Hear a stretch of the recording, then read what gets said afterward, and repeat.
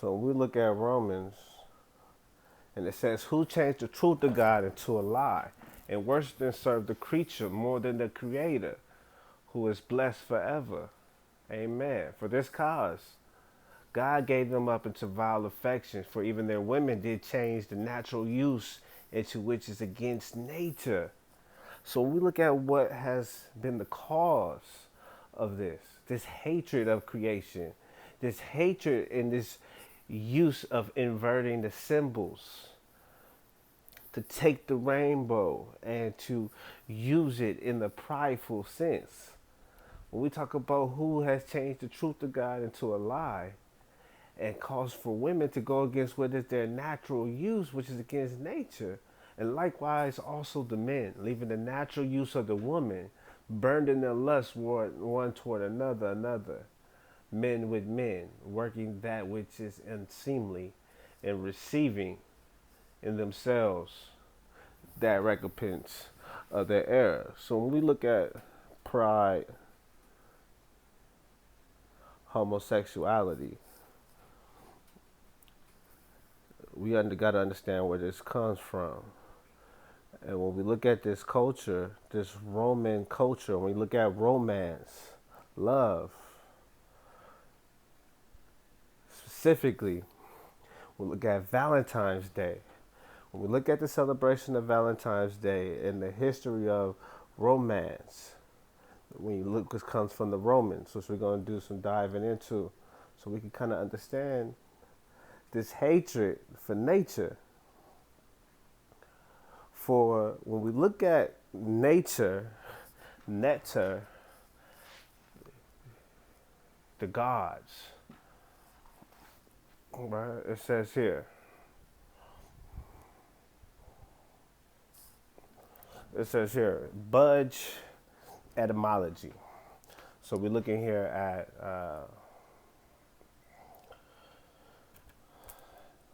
the breakdown of nectar, nature. So as we were looking at Romans, we were seeing who changed this form of nature. When we look at women no longer using their bodies for what nature has designed for its creation, when we look at the gods, right? In the beginning, God created male and female in his own likeness. The gods did this. So when we look at the nectar, the common name for God, the Nagar, the Neger, the Neger, the Negro, when you look at these terminologies that we use for ourselves today, one of the most popular terms of the nigger, the naga. We understand the ancient Negus, the ancient priest kings, and this terminology for God. And we're talking about who changed, right? Who changed the truth of God and made it corruptible, right? This is what the question in the book of Romans was asking. Who who had done this? All right, who had changed this truth of God? When we look at this truth of God, and we look at the ancient text of the Medunetta, the coffin text, and how they try to, in the writing of the gods, when we look at the Medunetta, that is the writing of the gods. So we look at the flagship, the standard, the oath, the signal of the pole. This is where the unseen, when you understand the pictorial sense of what is trying to be displayed by this flag standard that you see. So when we look at the gods, the Netta, we're going to do some more diving into this. Netta means divinity. What is Netta in Kemet? When we look at Kemet, what we know as Egypt. The Netta was changed to NGR when you understand the phonetics, right? The symbol of Netta was described by an ancient Commission priest as that which is placed in the coffin. So when you look at the term Netta or Najer, the ancient Egyptian hieroglyphic language, which did not record its vowels, however, the term survives in the Coptic language as Nutar, Netar, The same Coptic meaning, divine force or sustaining power, applies in the present as it did in ancient times. It is a symbol composed of a wooden staff that is wrapped with strips of fabric, like a flag stepper, like a mummy. The strips alternate in color with yellow, green, and blue.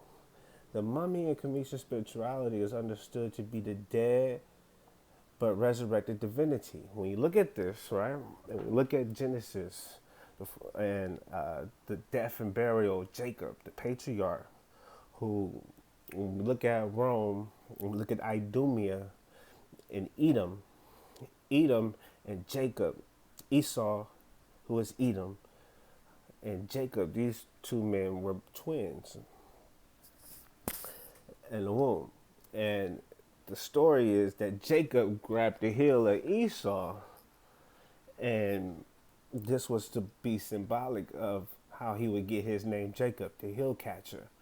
However, when we look at Jacob and having his sons, his 12 sons, which we know as the 12 tribes of Israel, it is Joseph, who is Jacob's son, who rises to kingship, to one of the highest statuses in Egypt, which is also known as the Neteru, right?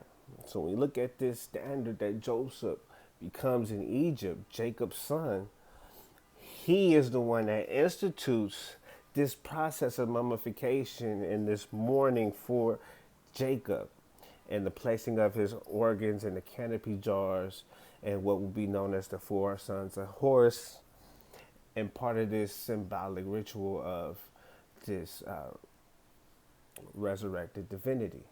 So as a Neter is actually a human being who does not really die but does live on in a different form. Further, the resurrected spirit of every human being is the same divinity.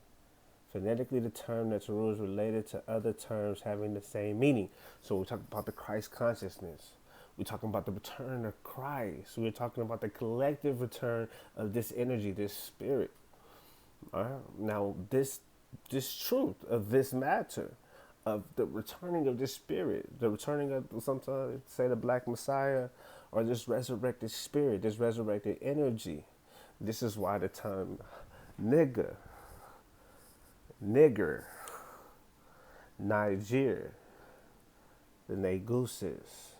Understand why the demonic understanding of snakes have been demonized. When you understand the connection with the Netar, the serpent, and the speaking, when you understand the Netar, the writing of the gods, the speaking of the gods, the command of the gods.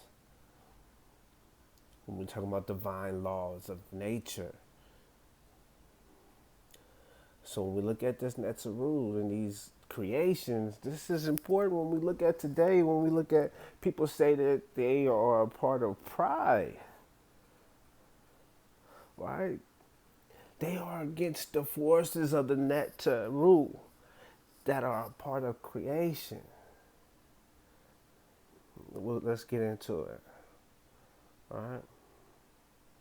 So when we look at the Neter and what they say is a Commission religion or Egyptian religion, the gods who inhabited the bounded and ultimately perishable cosmos varied in nature and capacity. The word Neter described a much wider range of beings than the deities of monotheistic religions, including what might be termed demons. So even when we look at demonology, pharmakia, witchcraft, right, we have to understand the unspoken word, the power of the spoken word, the song, the dance. This is what the Greeks, the Romans saw as the muses, right? The women that brought them the culture, that brought them the understanding to Hellenize, to form this Hellenistic culture that would eventually demonize the Neter, that established this Hellenism, which we some see as paganism to this day, right? So when we look at this Netta and gods and spirits of every kind, being of all sorts, all kinds and forms, who are supposed to possess a superhuman superpower, right? When we look at Jacob, what he did wrestling with an angel as man and prevailing, right? When we look at these things, these terms, Netaru, these forces or process of the material world that which produce living things and maintains order, creation, the universe, heredity, birth, hereditary circumstances, essential qualities. All right. So when we look at nature, the mother nature, nature and nurture, right? And we're talking about the culture and cultivation. This is what we're talking about. So when we look at the Godhead of the mother, father, and child. All right. So when we look at the demonization of nature, when we understand the forces of nature that are destructive, right? Rain, thunder, lightning, these things, right, is what when we look at the tempest, the hurricanes, the tornadoes, these natural, these nature disasters of nature. This is what the offerings. This is what appeasing the earth, nature, and this principle of offering comes from. When you understand the divine nature of earth and its destructive nature and its randomness of disaster. This is what led to the offerings, the giving back, and the keeping of these divine teachings of nature.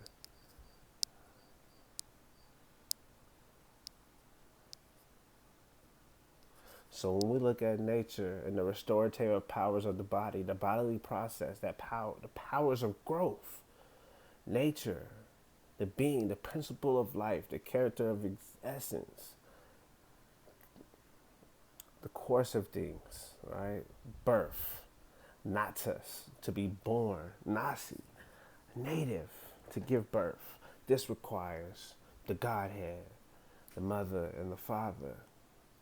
So anytime you are not operating in that natural process of creation, you are a antichrist.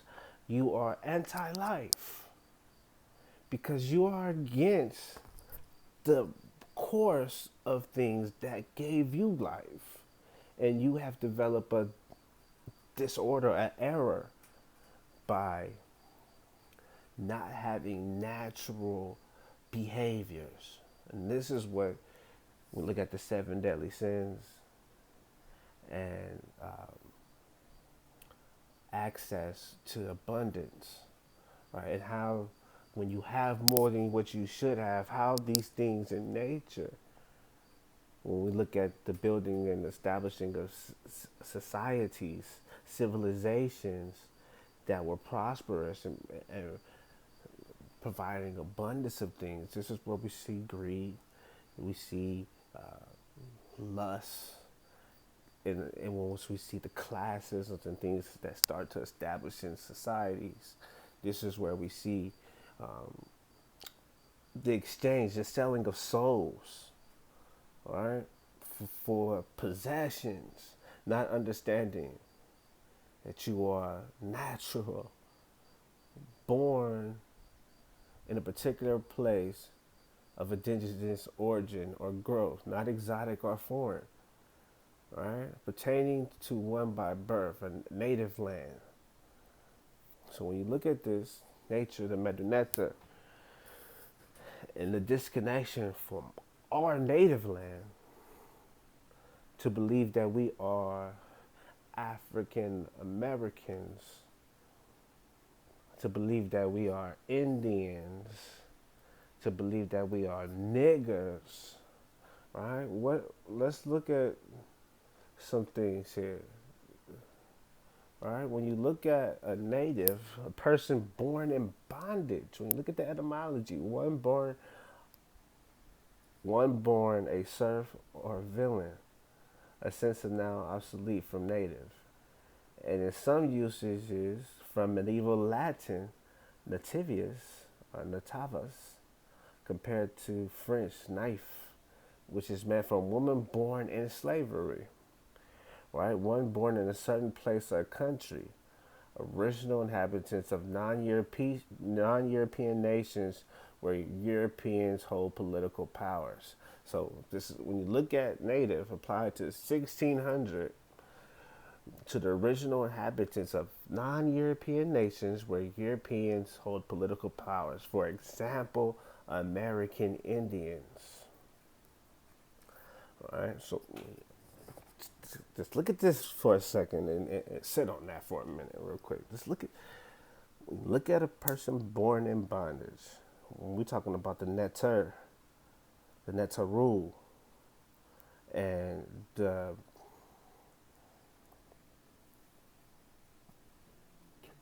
Christ consciousness.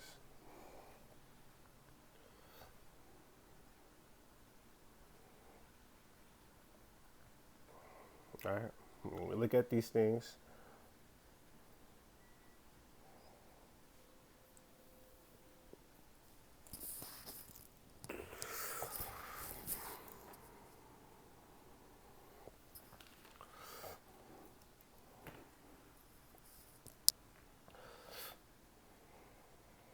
so when we look at natives in this sense, right, we're talking about one born, to be born, right?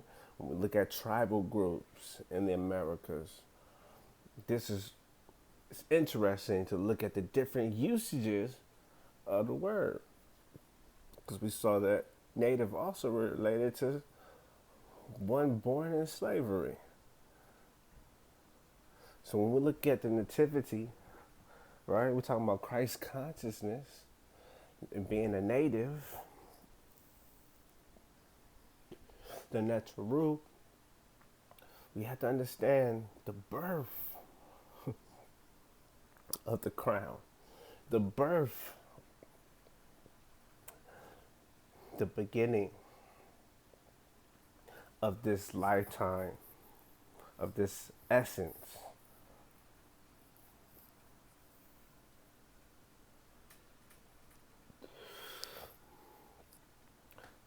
So this is why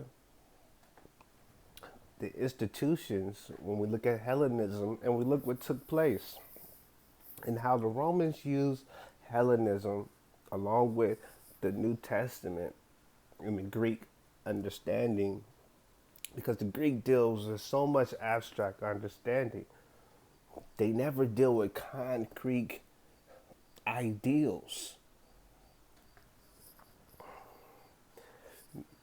So when we look at these things from Greek understanding, we lose the native comprehension on the writings of God. So when we see hawk heads, dog faces, we're looking at these things from a Greco-Roman perspective,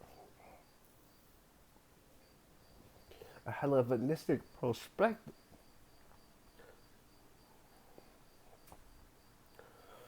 and not for one born in a land.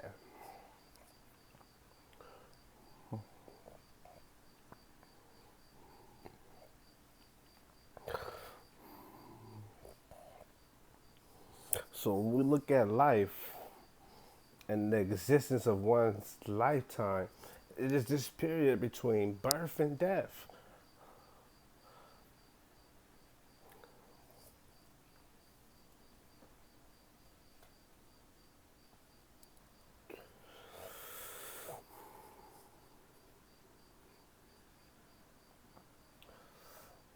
So when we look at life, you must be born. You must be birthed from a woman and from a mother and father. So when we look at the error to go against what's natural, to go against life, and to choose death, to not even be in a behavior, in a natural behavior that produces what created you. To operate, understand the mental illness of those that suffer from the alphabets, the LPG, all of those, all of those are mental disorders, sexual mental disorders, exposure to pleasure, and indulgence of pleasure that has altered the sensation and the natural understanding that aligns one with life, with living, with creating the habits that produce life. So when you look at love, romance, understand the connection. The romance, Romans, Edom, Esau, the Idumeans. Well, we should get into it. But when we look at life and we look at the life force, right? Where does this life force come from? So understand, everyone that is a living being that has life. It's from a male seminal fluid. We would look at the process of things having seed. That's why the scriptures tell us what we should eat. That which beareth seed has a seed within itself. So when you look at a seaman, a ma'oa, a great light, a journeyman, he might spread his seed all over the earth, not in just one location. So he'll have sons that will be natives to many different land masses, sharing different maternal mothers, but of the same seminal fluid. So this is where we talk about the tree. We're talking about the branches, the seed that has been sown by males. This is why the patriarchy is something that can't be forgotten, along with understanding Mother Nature. For it is her that bears the seed. So when we look at the months of September, October,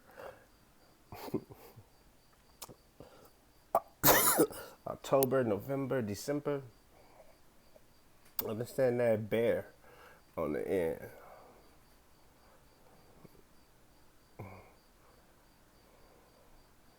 So when we look at the Godhead and divine nature, a deity, divinity, Deborah, and the crown given from the mother and father of the child.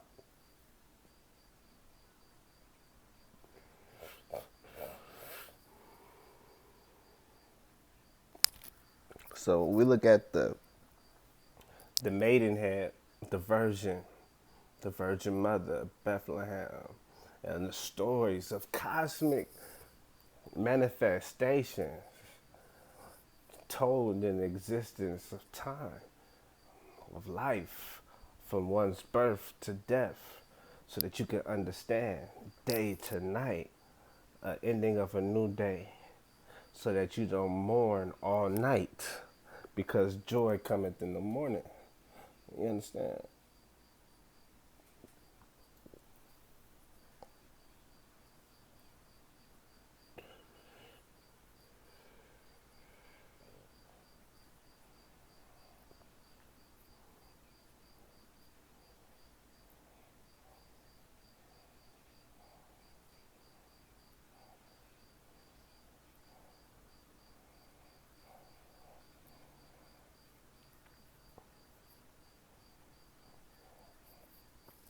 So when we look at the earth, and creation and the biblical text is documenting this period. When we look at the pride, the rainbow, and after the flood, after the waters dried up, and we see the table of nations, the first nations forming. We see the oceans first crossing, the science of the ark, the understanding of the sacred cubic. When we look at Noah's ark, 40 days and 40 nights.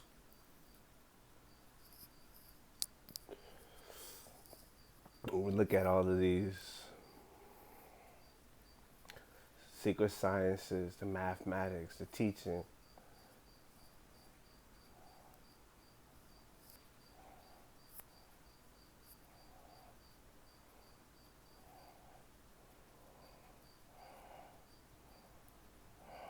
so that's what these Romans is all about, man. Let's figure this shit out.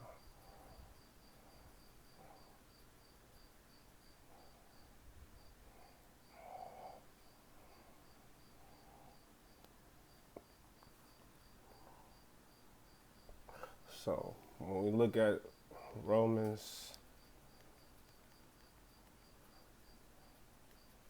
we're gonna start here from verse 18, 1 and 18, and then we're gonna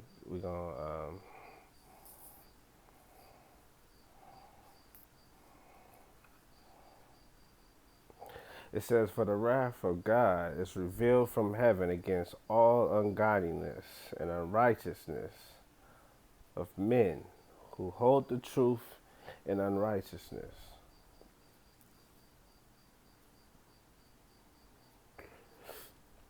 I'm going to read that again. "For the wrath of God is revealed from heaven against all ungodliness and unrighteousness of men who hold the truth." Now understand that.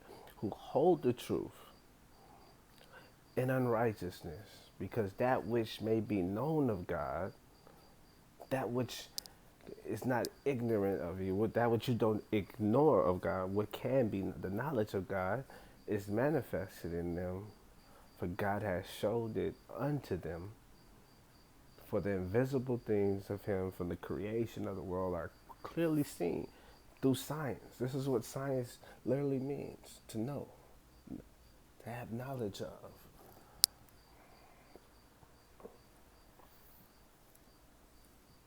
So the invisible things are of him from the creation of the world are clearly seen, being understood by the things that are made, even his eternal power and Godhead.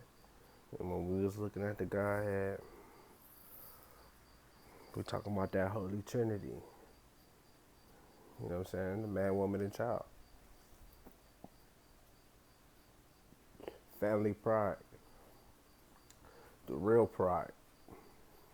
The real family pride. So when you look at the kingdom, the Lion Kingdom, you understand?